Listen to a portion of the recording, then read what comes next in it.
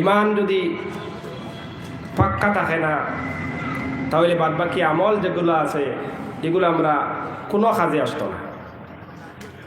এর কারণে ইমান আমরা মজবুত হইতে লাগবো। ইমান খালি মজবুত হইলে হইতো না, সহি ইমান লাগবো, বিশুদ্ধ ইমান লাগবো। দুনিয়ার মধ্যে বিভিন্ন ফিরকা আছে, বিভিন্ন মানুষের বিভিন্ন মতবাদ আছে, বিভিন্ন মানুষে বিভিন্ন বিশ্বাস রাখে। ইসলামের বিশ্বাস হইল তৌহিদের বিশ্বাস, একত্ববাদের বিশ্বাস, আল্লাহ এক বলিয়ে স্বীকার করা, এটার মধ্যে কোনো সন্দেহ কোনো সংশয় না করা, এটা হচ্ছে মেন জিনিস। বিশ্বাস করা গেল কিন্তু সন্দেহ থাকি গেল, তাহলে এটা ইমান হইল না।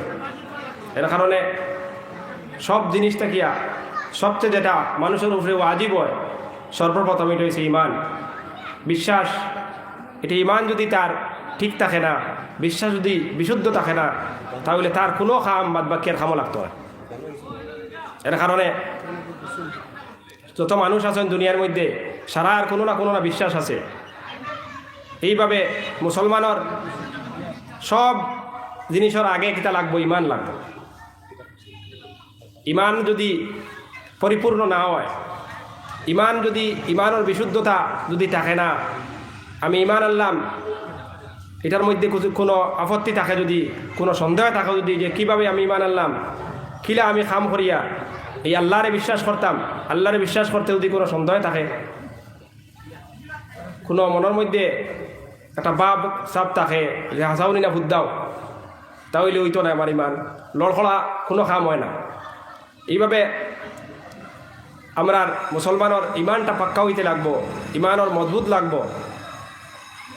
আল্লাহ সুবহানাহু ওয়া তাআলা কুরআন শরীফের মধ্যে কইরা, ইন্নামাল মুমিনুনা আল্লাযীনা আমানু বিল্লাহ, তারা তো ইমানদার। ইন্নামাল মুমিনুনা আল্লাযীনা আমানু বিল্লাহি ওয়া রাসূলি, যারা আল্লাহর উপরে এবং আল্লাহর রাসূলের উপরে ঈমান আনে। এরপরে আল্লাহ কইরা, ইন্নামাল মুমিনুনা আল্লাযীনা আমানু বিল্লাহি ওয়া রাসূলিহি সুম্মা লাম ইয়ারতাবু। এরপরে ঈমান আনার পরে আল্লাহর রাসূলের উপরে সুম্মা লাম ইয়ারতাবু ওয়া জাহাদু বিআমওয়ালিহিম, অর্থাৎ ঈমানের উপরে, এই ঈমান যে আনলো তার উপরে কোনো সন্দেহ সংশয় করতো না। এরারে হওয়া হয়েছে সিদ্দিকিন, সত্যবাদী। আমরা জানি ইসলামের প্রথম যে স্তম্ভ, প্রথম যে পিলার, ফাউন্ডেশন যেটা আছে, এটা হয়েছে ইমান। আমরা কলিমা, এটার মধ্যে যদি গড়বড়ি হয়, বাদবাকি সারার মধ্যে গড়বড়ি যাব। এটা যদি ঠিক থাকে, বাদবাকি সব ঠিক হয়ে যাব। আপনি যত ইবাদত গুজার হইন না কেন, আপনি যদি আপনার শিরিক এই জিনিস থাকে না, কোন জিনিস করলে মানুষের শিরিকের মধ্যে পতিত হয়ে যায়, কিতা করলে মানুষ ইমান হারা হয়ে যায়। অনেক মানুষ সকল আছেন মুসলমান মানুষ, বিশ্বাসের মধ্যে মুসলমান, কিন্তু কার্যকলাপ যেগুলো আছে এটা মুসলমানের নয়। শিরকি কার্যকলাপ, কুফরি কার্যকলাপ আছে। মুসলমান অনেক মুসলমান সকল আছেন, এরা কিতা করেন, ইমান তো আছে, নমাজও পড়েন, কিন্তু কিছু মানুষ আছেন গণাবাসা করেন, এরার কাছে গিয়া তারার ভবিষ্যতে জিজ্ঞাসা করেন। তাহলে এইটা বিষয় হইল ইমানের মধ্যে সাংঘর্ষিক জিনিস। এইগুলা জিনিস করা হয়, তাহলে ইমানের লগে সম্পর্ক থাকলো না। অনেক মানুষ আছেন মুসলমান হল আছেন, সব জিনিস বাদবাকি ঠিক আছে, সব জিনিস ইসলামের মধ্যে কার্য যেগুলো আছে, খাম যেগুলো আছে, নমাজ আছে, রোজা আছে, সব ঠিক আছে, কিন্তু দেখা যায় মুসলমান মানুষ সকলে কিতা করেন, খবরের মধ্যে গিয়ে শ্রদ্ধা করেন। এলে আমরা অনেক মানুষ সকল দেখতে পাইছি, অনেক মুসলমান সকল আছেন, এরপরেও মুসলমানের মধ্যে থাকিয়া ইমানদার মানুষ সকল আছেন, ইমানদার মানুষ আছেন, দেখা যায় দেখতে মুসলমান, লেবাস সব জিনিস মুসলমান, কিন্তু কার্যকলাপ যেগুলো আছে, যেগুলা খাম আছে, এই জিনিসগুলা মুসলমানের কার্যকলাপ নাই। এর কারণে আমরা ইমানকে পাক্কা করা লাগবো। ইমানের এই যে রোশনি যেটা আছে, ইমানের লাইনে মেহনত করা লাগবো। ইমানের মেহনত করতে হইলে আগে তো বোঝা লাগবো ইমান কাকে বলে। এগুলো যদি বুঝি না, গতানুগতিকভাবে জেলা আছে আমরা চললে হইতো নাই। আমরা এই কিতা করা লাগবো, এই জিনিসে বিশুদ্ধভাবে বোঝা লাগবো, শোনা লাগবো। লা ইলাহা ইল্লাল্লাহু মুহাম্মাদুর রাসূলুল্লাহ আমরা কইলাম, আমরা ইমান আনলাম আল্লাহর উপরে, কিন্তু হওয়ার পরে এটার কথা মানি না, যদি এর ফলে অন্য অন্য জিনিস করি, কুফরি খামর মধ্যে জড়িত হয়, শিরকি খামর মধ্যে জড়িত হয়।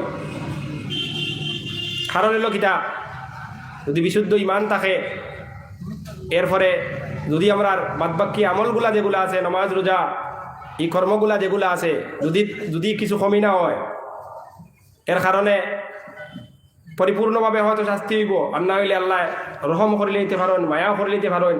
কিন্তু যদি বিশুদ্ধ ইমান থাকে না, তার কারণে কিতা হইব, যত আমরা ইবাদত করি না কেন কামো লাগতো না।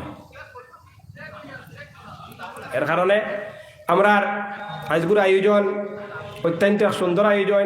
এই আয়োজনের মধ্যে বিশেষ করে সঠিক পথের দিশারি, এই সঠিক পথের দিশারির মানে কিতা জিনিস হয়তো কেউ কইতে পারে, সঠিক পথের দিশারি ইগু কিতা।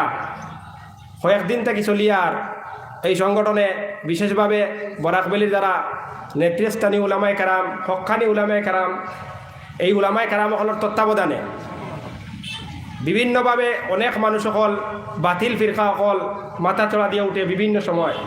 তো সর্বসময় সব সময় উলামায়ে কেরাম হলে যারা হক্কানি উলামায়ে কেরাম আসলা, যেভাবে যে বাতিল ফিরকা যে সময় মাথা চড়া দিয়ে উঠছে, সারারে কিতা করছেন, এরার মোকাবিলা করছেন। বর্তমানেও আছে অনেক মানুষ আহলে কোরআন, আরও বিভিন্ন ফিরকা সকল আছে যারা মাথা চড়া দিয়ে উঠে কোনো সময় আপনারা বিভিন্নভাবে বিভ্রান্ত করে আইব। এর কারণে এই সঠিক পথের দিশারি এই যে সংগঠন, এই সংগঠনে সব সময় কিতা করে মানুষ যাতে বিভ্রান্তর পথে না যায়, মানুষ যাতে পথভ্রষ্ট না হয়। আমরা যেটা আমল অকল করিয়ার, আমরা নমাজ পড়িয়ার, অনেক মানুষ সকলে আসল কইবা তোমার নমাজটা অন না, তোমার নমাজটা নমাজ নাই, এটা নমাজটা অশুদ্ধ নমাজ, এটা জাল নমাজ, এটা হইল দুর্বল নমাজ, এটা তো নবীজিলে নমাজ পড়ছেন না। আপনারা যদি মোবাইল খুলেন, সামাজিক যোগাযোগ মাধ্যম চাইন, তাহলে দেখবা অনেক মানুষ সকল আছেন যে কইবা ইগু ইলা না ইগু হলা, অনেক মেছা বকল আছেন সামাজিক যোগাযোগ মাধ্যমে। আপনারা যারা আমল কতরা, এটা আমল বুঝাইব শুদ্ধ নাই, কিন্তু আমরা যেগুলো আমল করি আর এগুলা অবশ্য শুদ্ধ আমল।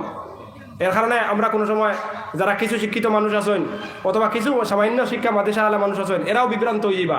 যখন ফোন বা তারা সুন্দর করিয়া দলিল দিতা, দলিল শুদ্ধ হোক আর বিশুদ্ধ হোক এটা গপ নাই, রেফারেন্স আছে, আয়াত নম্বর আছে, হাদিস নম্বর আছে, আপনি শুনলেও মুগ্ধ হয়ে যাবে। তো এরা বিভিন্ন বার পায় বিভিন্ন মানুষের কিতা কতরা, আমরা মুসলমানদের যারা সরল মনা মানুষ আছেন এরা দুকা দিতা চাইতরা। তো এরার দুকা দিবার না লাগিয়া হক্কানি উলামায়ে কেরামসকলের তত্ত্বাবধানে যেভাবে মানুষ বিভ্রান্তর পথে না যায়, আমরা আকাবির উলামায়ে কেরামসকল আগে যে কাম করি আইছেন, এটা অবশ্য কোরআন এবং হাদিস মোতাবিক আমল। এটা দেখাই দিবার লাগি এক উলামায়ে কেরামসকল যারা হক্কানি উলামায়ে কেরামসকল তারা হাত চালিয়ে চাইতরা বাতিলর মোকাবিলার মধ্যে। এটা হচ্ছে সঠিক পথের দিশারি সংগঠন।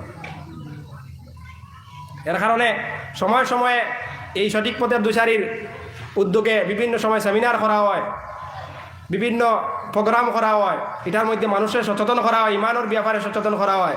অনেক মানুষ তকলিদের উপরে, মজহবের উপরে আঙ্গুল তোলে।